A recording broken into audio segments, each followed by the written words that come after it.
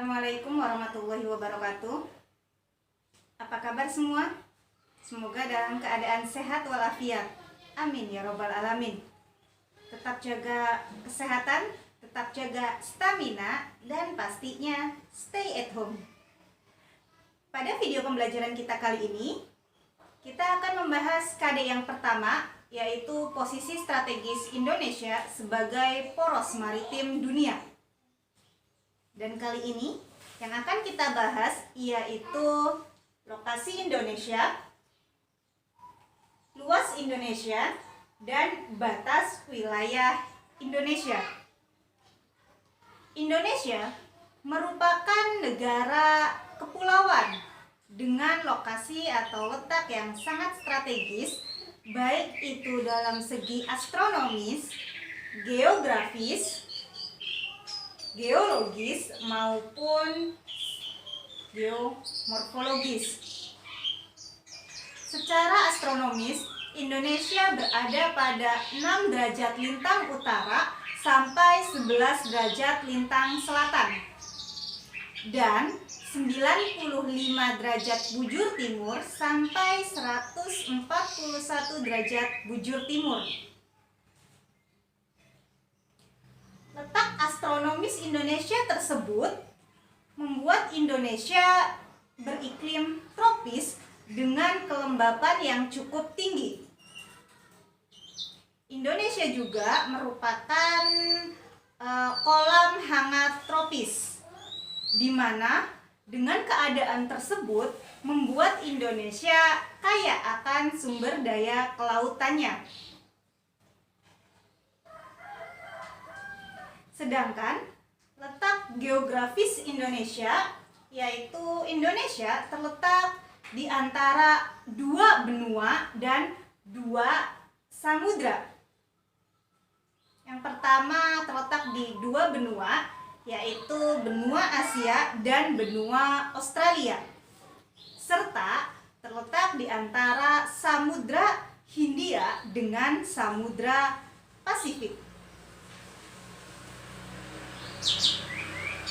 Posisi geografis atau posisi silang geografis Indonesia tersebut membuat Indonesia berada di jalur perdagangan internasional. Indonesia menjadi penghubung perdagangan dunia, baik melalui udara maupun melalui perairan laut. Indonesia sebagai tempat singgah ataupun transit dari jalur perdagangan dunia tersebut, karena letak Indonesia itu berada di garis khatulistiwa, di tengah-tengah. Ya, jadi ketika ada negara dari Asia ingin ke wilayah Australia, ke benua Australia, ia akan singgah ke Indonesia. Dan ini sangat menguntungkan bagi devisa negara Indonesia. Yang ketiga, letak geologis Indonesia. Indonesia terletak di antara sirkum Pasifik dan sirkum Mediterania. Selain itu, Indonesia dilalui oleh lempeng Eurasia, lempeng Indo-Australia, dan lempeng Pasifik. Keberadaan lokasi geologis tersebut membuat Indonesia kaya sekali akan sumber daya mineralnya atau bebatuan-bebatuannya. Kemudian yang keempat, letak secara geomorfologis. Secara geomorfologis, Indonesia itu kaya akan bentang alamnya.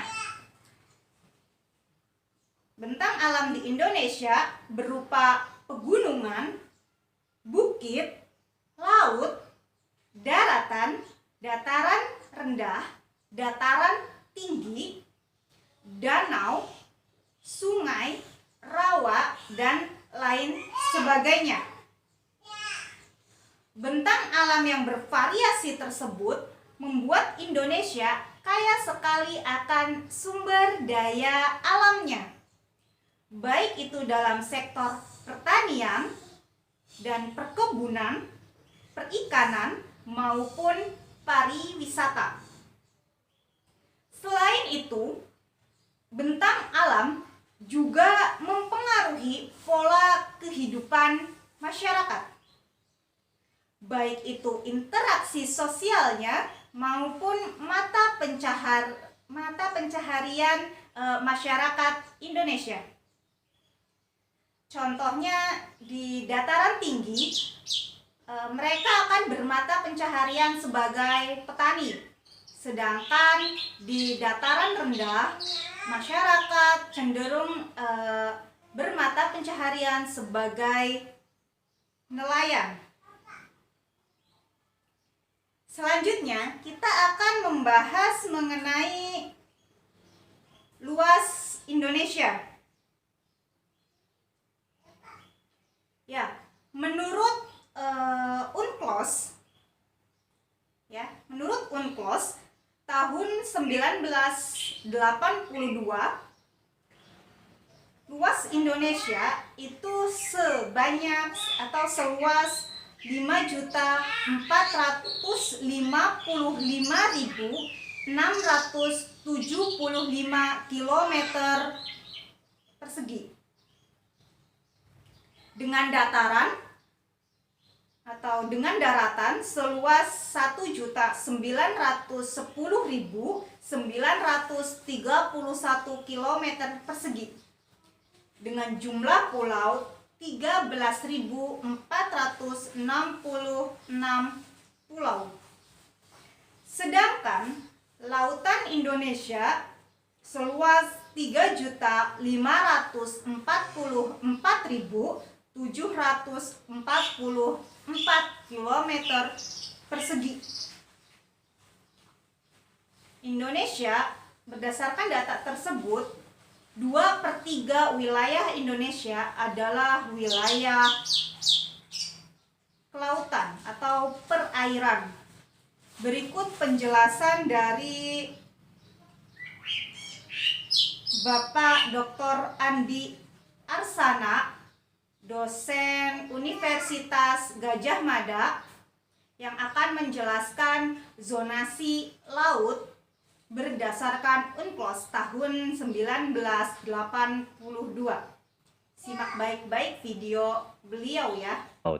Nah, hal ini di dalam hukum internasional itu diatur di dalam Konvensi PBB tentang Hukum Laut atau UNCLOS, United Nations Convention on the Law of the Sea.